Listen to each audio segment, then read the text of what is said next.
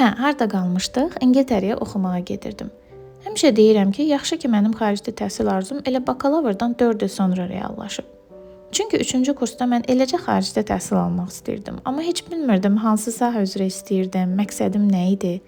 Amma bakalavrdan sonra işləməyim mənə harda özümü daha yaxşı hiss etməyimə, nə istədiyimə kömək etdi.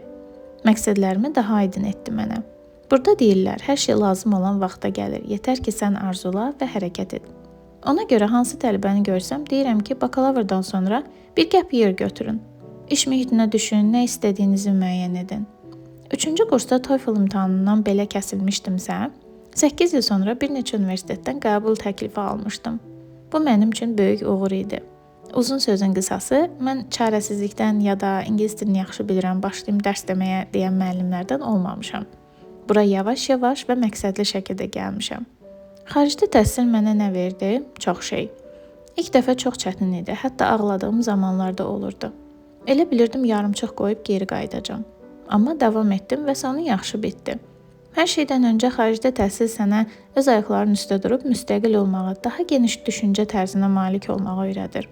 Dərslər də elə qurulub ki, sən beynini işlədib öz məhsulunu ortaya çıxarırsan.